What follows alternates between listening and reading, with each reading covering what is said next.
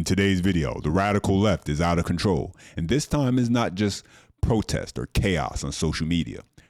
We're talking a full-on domestic terror attempt against federal agents in the city of Chicago, as another radical activist used their vehicle as a ramming tool in an attempt to try and take out federal agents. And once again, it failed. But if you ask Mayor Brandon Johnson or Governor Pritzker, they'll tell you it's all propaganda. There's no problem in their city, no crime wave, no breakdown in law and order, just misinformation. And so in this video, we'll break it all down from all sides, so stay tuned. And the same day, 2 Chicagoans were charged after allegedly using their vehicles to ram into federal vehicles. The Department of Homeland Security says there was another alleged vehicle ramming incident just blocks away, and that one was caught on video. Tonight, the Department of Homeland Security says there were 2 separate alleged incidents of drivers using their vehicles to ram into other vehicles with federal agents. According to a federal criminal complaint, Marimar Martinez and Anthony Ian Santos Ruiz used multiple vehicles to strike a vehicle driven by federal agents in Brighton Park yesterday. Prosecutors say Martinez and Ruiz used their vehicles to box in the agent's car. Court documents say an agent, unable to move his vehicle, got out and fired about 5 shots at Martinez. DHS says yesterday Martinez allegedly attempted to run over agents and was armed with a semi-automatic weapon. Martinez drove off, but paramedics found her at a repair shop about a mile away from the scene. An ambulance took her to the hospital where her gunshot wounds were treated. Ruiz also drove away, but prosecutors say police found him and his vehicle at a gas station about a half a block away. This video, captured by a witness shared with ABC News, was taken at Kedzie and West 40th Street. We slow it down to show a uniformed officer pointing a gun. Ruiz's SUV is also seen at the gas station. Court documents say it's the same gas station where agents later detained him. Prosecutors say the 2 were allegedly part of a convoy that followed agents after a CBP operation. And tonight we're learning about an apparent second incident involving a driver allegedly ramming a federal vehicle. This video captured from about 6 blocks north. Here you see the driver of a black SUV ram into the back of a white pickup truck with flashing blue lights. It's not clear who is driving the SUV. The SUV chases the pickup down Kedzie towards the direction of protesters. A second black SUV slams into the first one, and what appear to be uniformed officers jump out. That video has been widely viewed with the claim it showed the original attack on federal agents, but DHS says it's from another, what they called, quote, vehicle assault. DHS also says that unidentified suspect is in federal custody after attempting to run ICE agents off the road. Several agents were taken to the hospital, but it's unclear how they're doing tonight. As for Martinez and Ruiz, both are in custody, charged with assaulting, impeding, and interfering with a federal law enforcement officer. Karen. All right, Kate, thank you. And Chicago police reply to reports that they did not respond to yesterday's incident in the Brighton Park neighborhood. CPD says they did respond to the shooting scene to maintain public safety and traffic control, but they say federal agencies are leading the investigation. CPD also says they responded to 2 hit-and-run calls involving federal agencies later yesterday afternoon. The department released a statement saying, in part, as we have made clear before, we will respond to calls for service and enforce the law when crimes are committed. For incidents involving federal immigration enforcement, CPD supervisors will respond to the scene and determine the appropriate course of action in accordance with city law. So that's the official story, the network version, clean, polite, padded, using words like alleged vehicle incident, but what you just watched right there wasn't an incident. It was an attack. Now notice how quickly the news avoided saying words like terrorism. They'll call it everything else. Federal vehicle rammed, confrontation. That's the kind of language that's used to soften the reality of what's actually happening there. A domestic terror attempt against federal agents on U.S. soil. And here's the thing that's even more telling.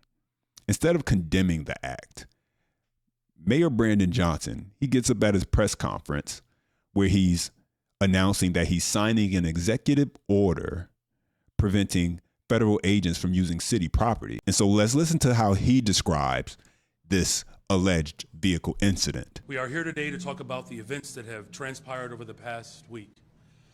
The past week revealed the true face of the administration's immigration enforcement in our city. and the entire world was able to witness that. On Saturday, they escalated even further by shooting a U.S. citizen. They claimed it was defensive fire. But frankly, we cannot trust anything that comes out of the administration.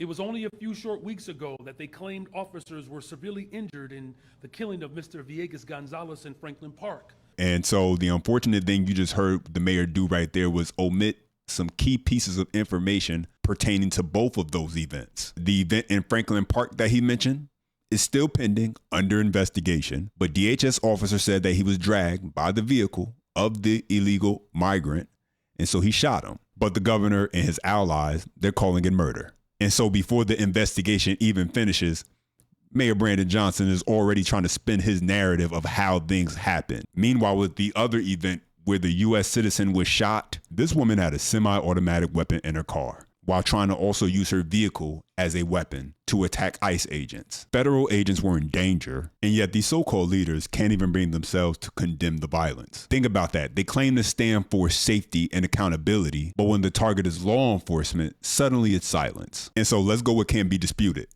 What can't be twisted or turned in order to fit a narrative. This is an actual dispatch recording where officers are being told not to respond to the scene. Meanwhile, in Chicago, sources telling Fox News police there were told to actually stand down on helping ICE agents who are in danger. Mike Tobin has this story for us, all the details. Hi, Mike. And Dana, we've got a lot of rank-and-file Chicago police officers behind the scenes telling us that they are outraged that the stand-down order went out to them after federal agents were attacked. The order appears to have come through a communication from the chief of patrol over the communication through the Office of Emergency Management and Communication, reading, "No units will respond to this." Multiple police sources have confirmed to us the message is authentic, and it is backed up by audio of the stand-down order.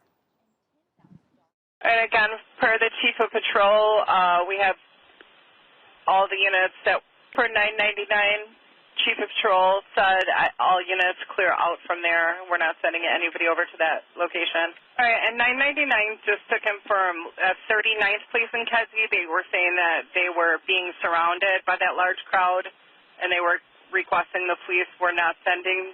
I'm waving off all the cars heading to 39th Police in Kedzie. Again, those are the orders we're being given.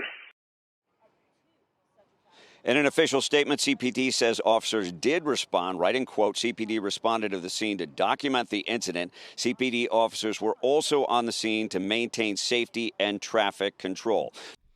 And so there it is, in plain English. No need to guess or try and figure out if it's some type of code or perhaps maybe it means something else other than what is actually being said. No need to guess it.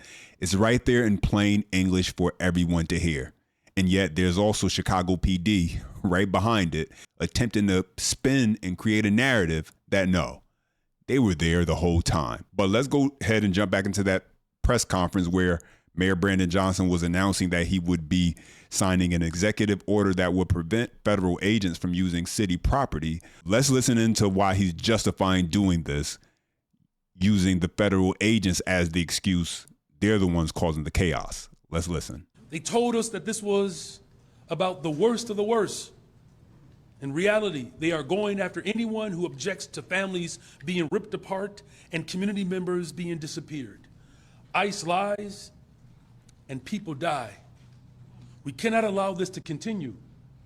We must take action more drastic than what we have taken before, because what we are seeing is a more radical attempt to undermine our democracy.